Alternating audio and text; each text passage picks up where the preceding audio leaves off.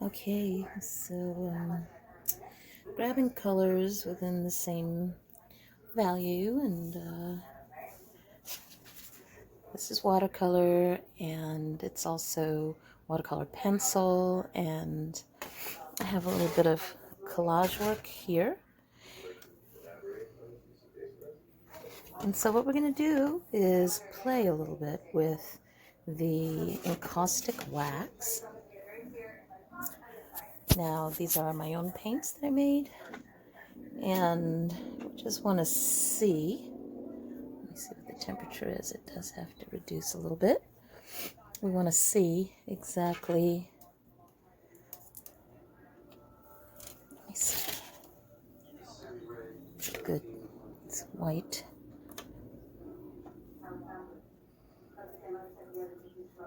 This is like an off-white. Yeah. Do both. Because we never know. And this temperature needs to come down. So we're going to turn it down a little bit.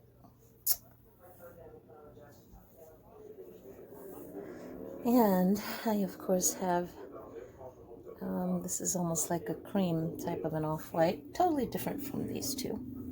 And as you can see, it will melt appropriately so that I can play with it. So we're going to play a little bit. And right now we're going to worry about this temperature coming down. Because what I did was I leached oil out of some of my cheap oil paints, which these are the cheap oil paints that I have. Of course, they're from Michael's and they're the Artist Loft. And the way I leached them was I just put them out on a little bit of brown paper bag and let them sit for about 4 hours. And oh, the paper bag had lots and lots of oil. And the paint was appropriately leached, and I did mix a few of them with the paints that I made, because some of the paints that I have are, I mean, they're beautiful. They really are. Sorry if I'm making you seasick with all this movement, but see, they're beautiful. They're beautiful, beautiful. And but I don't have oils in these, but I do have oils in these because really I'm playing. And I want to see how well these will work. I'm going to show you some of the pieces that I already did. I'll just turn down my... I'm going to turn down my TV is what I'm going to do. But this is without the oils, but it is with the paints that I did. So here we are. And the title of this one is, They Met and Decided to Be Friends. It's the way my mind works during COVID-19. Okay, and then there's this one.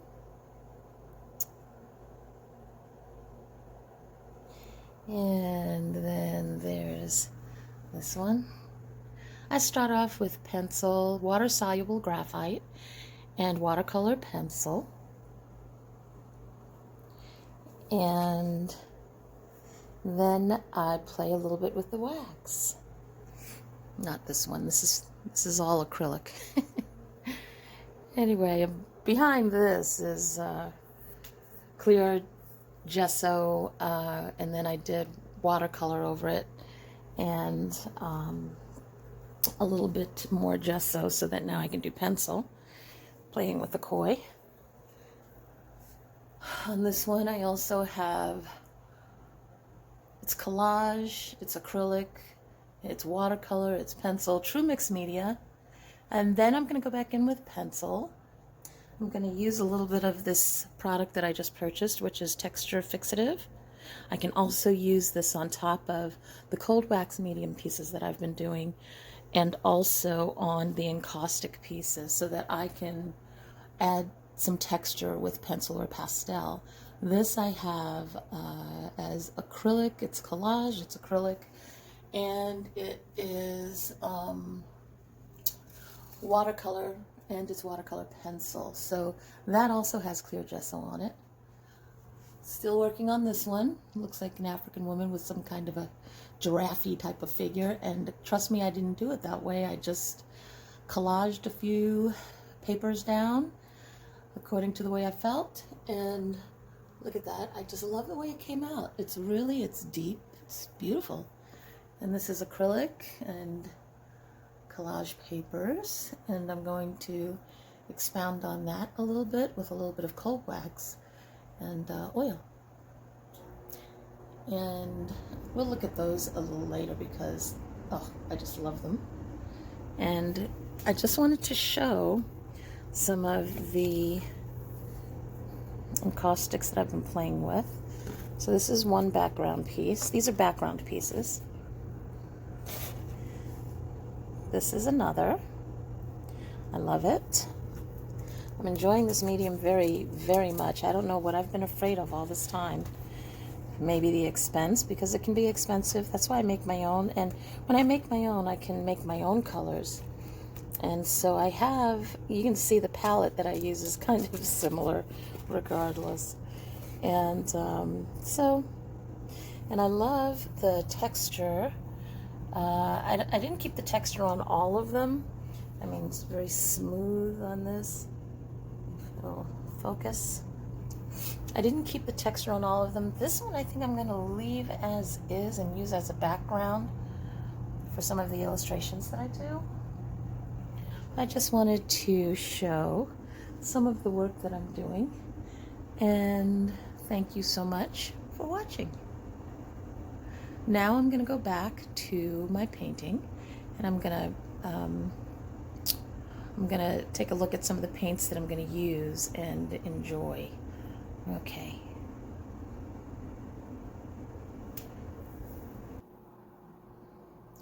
Well, I just want you to see what's outside my window today before we get started.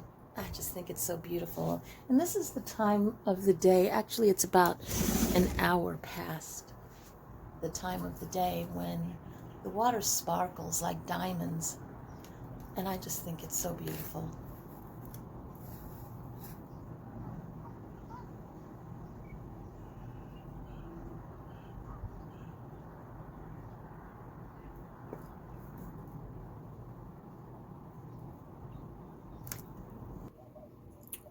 So it's about 180, and so I think I want it to come down even a little bit more.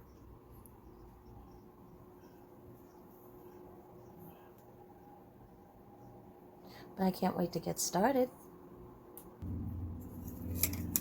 So I have these chopsticks and skewers, and this is what I use in order to stir my paint. So you can see that still needs to melt some more. Okay. So we're not gonna touch it until that's done. I'm going to be patient. I'm gonna let that come down. Okay. So here's the other skillet, and it's a little too hot, so I'm gonna make sure that this reduces in heat. This one already has, and so I'm taking my, I heated up a little of the wax medium. Oops. I'll move that out of the side, to the side. I heated up a little of my encaustic wax medium that I made, and I just used this on the skillet because the skillet is my palette. And in encaustics, it's not wet or dry. It's either warm or cool. This is cool. And hard because it's wax, like candle wax, but it's not candle wax. And this is warm. I might have turned everything down a little too much because it's just not melting like I want it to. And that's okay, but I just want to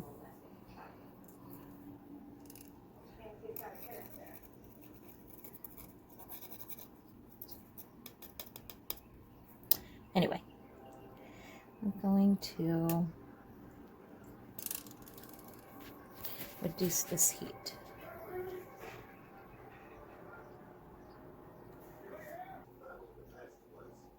So I just want to show that throughout this process I will be using paper towel. I will be using watercolor pencils, and this is a water-soluble graphite. Well, it's graphite stick, it's 4B. I will be using water-soluble Lyra graphite, 6B. And I'll be choosing the same palette of colors that I have on my encaustic wax palette over there. And I will be once again working on this.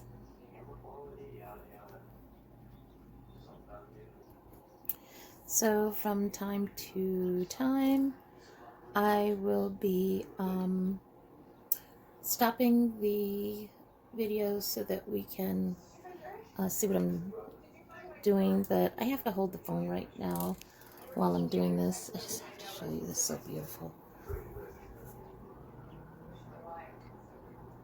It's beautiful.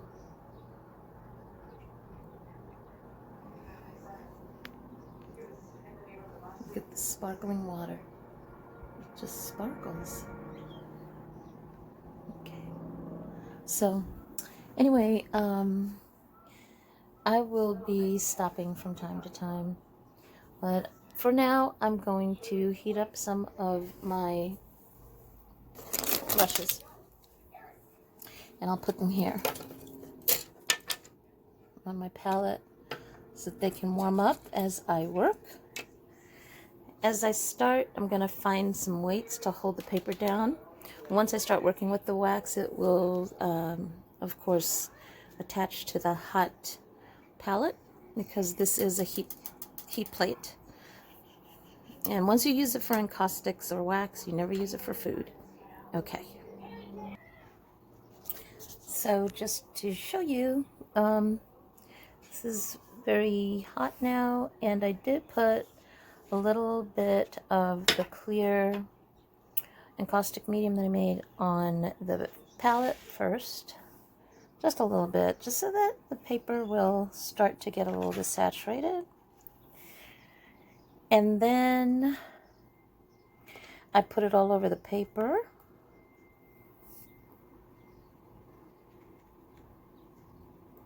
And I mean all over the paper.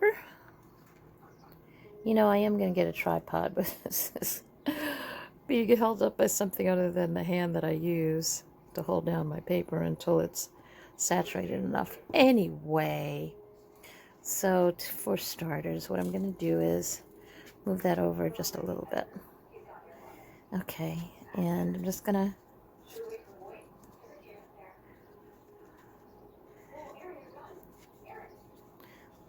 get that paper saturated with the wax. It's already on the paper.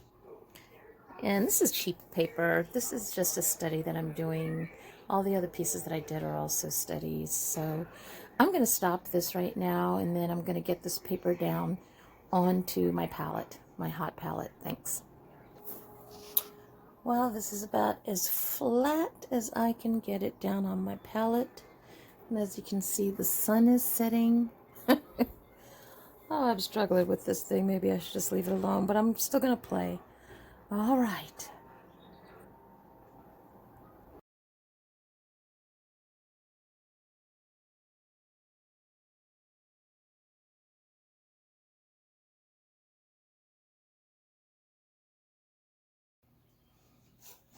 So I'm going to play with this other. This is canvas, by the way. This canvas.